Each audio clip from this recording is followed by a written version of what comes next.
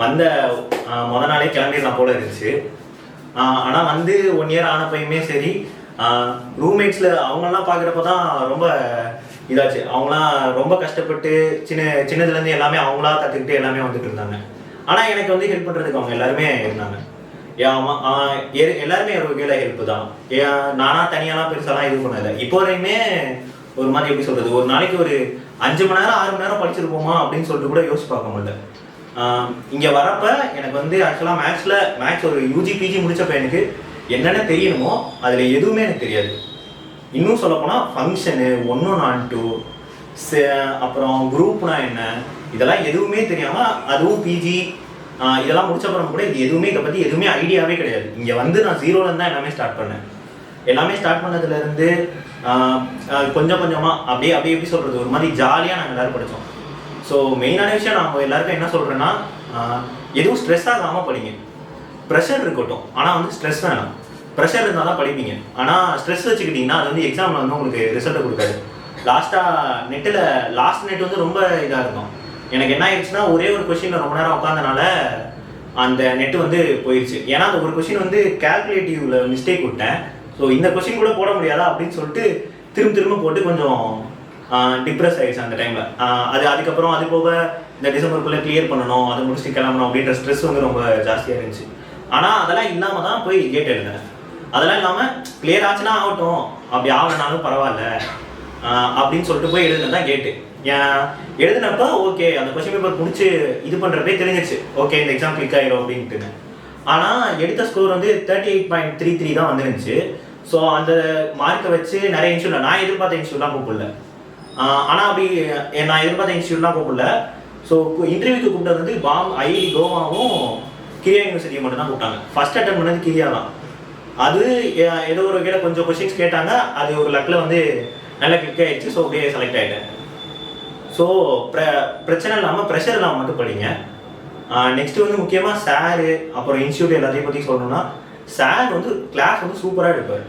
ஆக்சுவலாக நான் வந்து எம்எஸ்சி படித்தப்பையும் சரி, யூஜி படித்தப்போ பெருசாக ஐடியா இல்லை. ஆனால் எம்எஸ்சி படித்தப்போ நான் இப்படிலாம் படிக்கணும், இந்த மாதிரி ஒரு மாதிரி ஜாலியாக உட்காந்து இஷ்டத்துக்கு யார்கிட்ட வேணாலும் பேசிட்டு ஒரு மாதிரி இது இல்லாமல் நல்லா ஜாலியாக கற்றுக்கணும் அப்படின்னு சொல்லி நினச்சேன். ஆனால் என் யூனிவர்சிட்டியில் அந்த மாதிரி எனக்கு ஒரு சூழ்நிலை அமையலை. யூனிவர்சிட்டியை குறை சொல்ல, பட் எனக்கு அது செட் ஆகலை. ஆனால் இங்கே வந்து எனக்கு அது எல்லாமே ரொம்ப நல்லா இருந்துச்சு. ரூமில் நாங்கள் எப்படின்னா சும்மா இருப்போம், நல்லா ஏதாச்சும் இது பண்ணிகிட்டு இருப்போம், சும்மா ஜாலியாக பேசிட்டு இருப்போம். அப்போ ஏதாச்சும் ஒரு இது அப்படியே எடுத்துகிட்டு இது வரும் இல்லை, இது வந்து ஆன்சர் சொல்லுங்கள், ஏதாச்சும் ஒன்று பார்த்துட்டோம்னா ரொம்ப ஈகராக இருக்கும். அது ஒன்று தான் பெரிய ப்ளஸ்ஸாக இருந்துச்சு எங்களுக்கு. அதே மாதிரி அப்புறம் இன்னொரு விஷயம் உங்களுக்கு சொல்கிறது வந்து, புக்கு நீங்கள் எவ்வளோ படிக்கணும்னு நினைக்கிறீங்களோ அதே அளவுக்கு ப்ராப்ளமும் போடணும். அது ரொம்ப முக்கியம். ஏன்னா நான் வந்து கிட்டத்தட்ட ஒரு மாதம்லாம் ஒரு புக்கெல்லாம் உட்காந்து படிச்சுட்டு இருந்தேன். ஆனால் அதை வச்சு ப்ராப்ளம்லாம் போட முடியாது. ப்ராப்ளம் போடுறது வேறு, புக்கு படிக்கிறது வேறு. ஒரு நாள் நான் என்ன சொல்கிறேன், நீங்கள் ப்ராப்ளம் மட்டுமே போட்டு பழகணும்னு சொல்லலை. ஒரு நாளைக்கு ஒரு 3 hours அந்த மாதிரி வந்து ஒரு புக்கு படிக்கிறீங்கன்னா அது சம்மந்தப்பட்ட ப்ராப்ளமை மிச்ச நேரம் ஃபுல்லாக போடுங்க. ப்ராப்ளம் தான் ஹெல்ப் பண்ணும், எக்ஸாம் கிளியர் பண்ணணும். ஏன்னா கோல் வந்து எக்ஸாம் கிளியர் பண்ணுறது தான். நீங்கள் எத்தனை புக்கு படித்தாலும் அது உங்களுக்கு பெருசாக எக்ஸாமுக்கு ஹெல்ப் பண்ணுறது ரொம்ப டவுட்டு தான். நீங்கள் எக்ஸாம் படிச்சுட்டு அதுக்குரிய புக்கு ப்ராப்ளம் எவ்வளோ சால்வ் பண்ணுறீங்களோ அதெல்லாம் தான் உங்களுக்கு நிறைய ஹெல்ப் பண்ணும். ஸோ அதனால் நான் புக்கு படிக்காதீங்கன்னு சொல்ல மாட்டேன். ஏன்னா நிறைய வந்து இன்டர்வியூ போகிறப்பெல்லாம் புக்கு படிச்சதெல்லாம் ரொம்ப ஹெல்ப் பண்ணுச்சு, புக்கு எப்படி படிக்கணும் அப்படின்றது. அப்புறம் இன்னொரு விஷயம், எந்த புக்கு நீங்கள் சூஸ் பண்ணுறீங்கன்றது ரொம்ப முக்கியம். இது வந்து நிறைய பேர் வந்து நான் இங்கே பார்க்குறேன், நிறைய பேர் வந்து புக்கு வந்து எப்படின்னா செல்ஃப் ஸ்டடி புக்கு, இவங்க வந்து படிக்கிறது ஃபுல்லாக செல்ஃப் ஸ்டடியில் படிக்கிறாங்க. ஆனால் சூஸ் பண்ணுற புக்கு ஃபுல்லாக ஒரு ப்ரொஃபஸரோட ஹெல்ப் இல்லாமல் படிக்கிற மாதிரி புக்காகவே இல்லை. இப்போ உதாரணத்துக்கு இப்போ ரியல் வந்து ஒன்றுமே தெரியாமல் இப்போ தான் நான் வந்து ஸ்டார்ட் பண்ண போகிறேன் அப்படின்னா, நீங்கள் போய் ரூடின் எடுத்துகிட்டு உட்காந்தீங்கன்னா எப்படி இருக்கும்? ரூடின் எடுத்துகிட்டு உட்காந்தாலும் கஷ்டமாக இருக்கும். கோல்டு பேருக்கு அதுவுமே எனக்கு பிடிக்காது, ஆனால் சில பேர் படிக்கிறாங்க, அதை பற்றி தெரியல. பட் ஆனால் நிறைய பேர் ரூடின்லாம் எடுத்து வச்சுட்டு உட்காந்துருப்பாங்க. ஸோ அதெல்லாம் ஸ்டார்டிங்கில் கஷ்டமாக இருக்கும். சார் வந்து அந்த புக்ஸ்லாம் யூஸ் பண்ணி நடத்துவார். ஆனால் நம்ம அந்த புக்ஸை படிக்கணும்னு எதுவும் இல்லை. ஜே கமின்ஸ்ன்ற புக் இருக்கும், அந்த புக் வந்து சூப்பராக இருக்கும். ஆக்சுவலாக சின்ன விஷயத்துலேருந்து எடுத்துகிட்டு போய் சூப்பராக சொல்லியிருப்பார் அவர். ஸோ அந்த மாதிரி செல்ஃப் ஸ்டடி புக்லாம் என்னென்னு பார்த்துட்டு கொஞ்சம் படிக்க பாருங்க. அப்புறம் லீனியரில் வந்து டன்ரைட் நல்லாயிருக்கும், அது வந்து செல்ஃப் ஸ்டடி புக் தான். ஸோ நமக்கு பெரிய இது பிரச்சனை என்னென்னா, நம்ம வந்து சப்ஜெக்ட் வரல, நிறைய வந்து கஷ்டமாக இருக்குது அப்படின்றது ஃபீல் பண்ணுறதுக்கு காரணம் என்னென்னா, நம்ம யூஸ் பண்ணுற புக்ஸ் வந்து கொஞ்சம் நல்லா இருக்கணும்.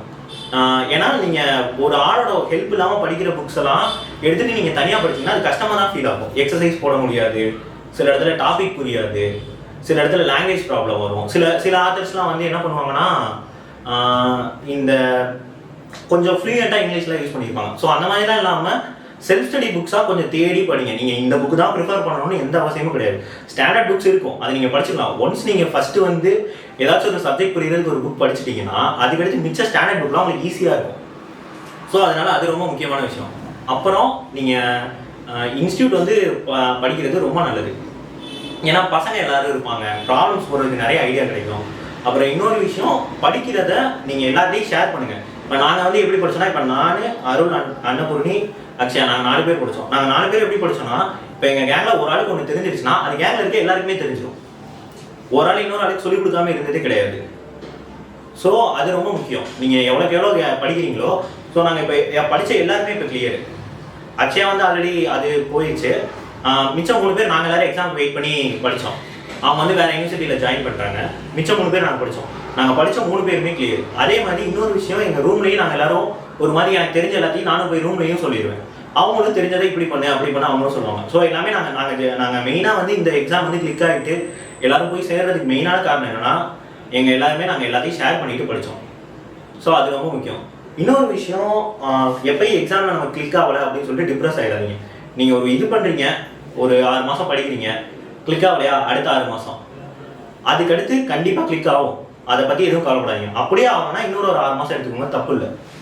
ஓகேவா? ஸோ வந்து ரொம்ப டிப்ரெஸ் ஆகி படிக்காதீங்க. ஏன்னா நான் நிறைய விஷயத்த சொல்ல விரும்பல. வீட்டிலலாம் அவ்வளோ ப்ரெஷர், ரொம்ப இதாக இருந்துச்சு. ஆனால் நான் அதெல்லாம் வந்து பெருசாக மண்டையில் ஏற்றிட்டு படித்தப்ப எனக்கு எக்ஸாம் எதுவும் கிளிக் ஆகல. பரவாயில்ல, வீட்டில் இருக்கிறதெல்லாம் பார்த்துக்கலாம், அதுவும் கண்டுக்காது, என்ன ஆக போகுது, ஒரு எக்ஸாம் தானே இது. அதுவும் இல்லாமல் முக்கியமான விஷயம், இது வந்து உங்களோட லைஃபே கிடையாது, ஃபுல் லைஃப் இதில் உங்களுக்கு அடங்கலை. இது வந்து ஒரு பார்ட் ஆஃப் லைஃப் தான். ஸோ பார்ட் ஆஃப் லைஃப்பை நீங்கள் எந்த மாதிரி ட்ரீட் பண்ணீங்களோ அதே அளவில் ட்ரீட் பண்ணுங்கள். உங்களோட ஜேர்னி வந்து ரொம்ப ஸ்மூத்தாக இருக்கும். நீங்கள் இதுதான் லைஃபு அப்படின்னு எடுத்துகிட்டு ரொம்ப ஸ்ட்ராங்காக எஃபோர்ட் போட்டிங்கன்னு வச்சுக்கோங்களேன், உங்களோட ஒரு இதுவுமே வந்து ரொம்ப அஃபெக்ட் பண்ணும். அது வந்து ரொம்ப மென்டலியும் இதாகும், ஹெல்த்தையும் நீங்கள் பார்க்கணும், எல்லாத்தையுமே பார்த்துக்கணும். ஏன்னா நீங்கள் 1 இயர் நீங்கள் ஸ்பெண்ட் பண்ணி படிக்கிறீங்கன்னா அடுத்து நம்ம பிஹெச்டி தான் பண்ண போகிறோம், நம்ம எங்கேயும் ஒர்க்குக்கெலாம் போகல. ஸோ அதெல்லாம் பண்ணுறப்ப நம்ம உடம்புலாம் நல்லா இல்லைன்னா ஒன்றும் பண்ண முடியாது. ஸோ கொஞ்சம் பேஷனேட்டாக பண்ணுங்கள் எல்லாத்தையும். படிக்கிறப்ப புக்ஸு மட்டும் கொஞ்சம் யூஸ் பண்ணுறதுல ரொம்ப தெளிவாக இருக்கும். அப்புறம் நான் சாருக்கு ரொம்ப தேங்க்ஸ் சொல்லணும். ஏன்னா நான் படிக்கிறதுக்கான ஒரு நல்ல அட்மாஸ்பியர் ஏற்படுத்தி கொடுத்தது அவர் தான். இப்போ அவர் இல்லைன்னா எனக்கு தெரியல, நான் மேக்ஸ் வந்து இவ்வளோலாம் படிச்சிருப்பேன்னு ஐடியாவே இல்லை. என் சீனியர் சொல்லணும்னா எனக்கு இந்த இன்ஸ்டியூட் பற்றி கூட தெரிஞ்சிருக்காரு. நெட்டுக்கு இன்ஸ்டியூட் இருக்குது, கிளாஸ் எடுப்பாங்க அப்படின்லாம் கூட தெரிஞ்சிருக்காரு. ஸோ நான் பார்த்த வர இந்த இன்ஸ்டியூட் ரொம்ப பெஸ்ட்டாக இருக்குது.